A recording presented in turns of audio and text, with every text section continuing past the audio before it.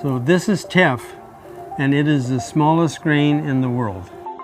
Teff is 18,000 years old. It's the second oldest grain on the planet, and it's been used by the Ethiopian Eritrea. Oh, I'm Larry Kandarian, and welcome to my organic farm. It's a regenerative organic farm. We grow about 1,000 different crops here. Welcome.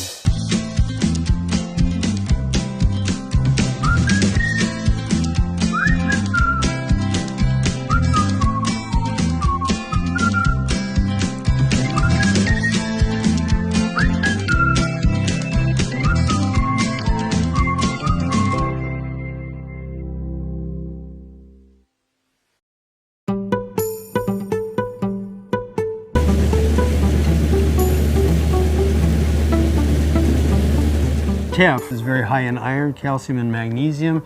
It has a glycemic index of 36. It has 8 of the 9 essential amino acids, including lysine, and that's what I call a superfood.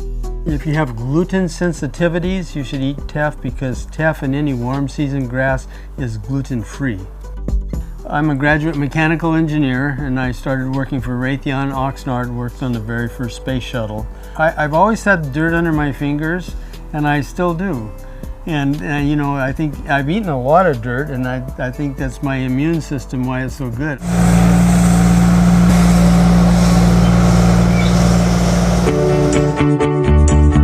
I've been doing regenerative farming for about 7 years now. Very rewarding. Regenerative farming is way above organic farming. There's organic, there's biodynamic, and then there's regenerative.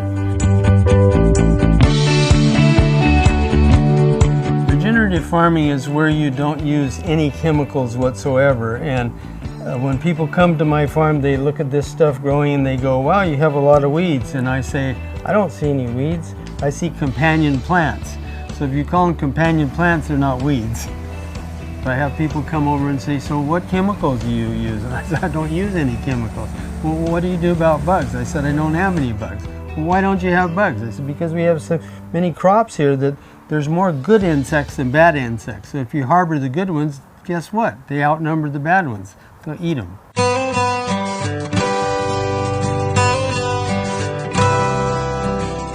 In order to harvest teff, number one, we have to look at it and make sure that it's mature. So when I look at it in the sun, I can see all the seed heads. When I look at it not in the sun, I don't even know what the hell I'm looking at. And then I rub it together like this in my hand and look at it, and I can see the seeds right there. Then I know that it's ready to go. And then we'll come in and we'll windrow it. So this is what a windrower does, and so we're cutting and putting it in this row that's resistant to the wind here. Teff takes about 90 days. It's really fast. You could plant in May and harvest in July, end of July, early August. And then plant another one and then do it again. We have about an acre here that we're going to be harvesting today, and we should get somewhere over 1,000 pounds.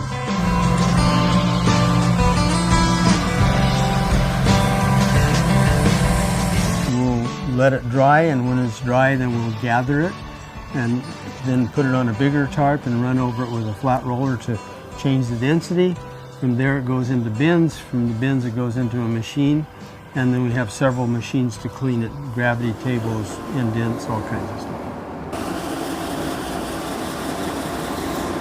We sell teff 2 ways.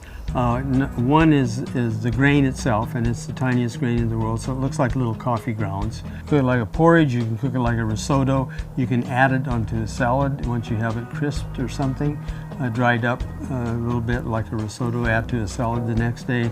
And then the flour you can make injera bread, you can make crackers, you can make pancakes, flatbreads, all kinds of stuff. So a lot of uses.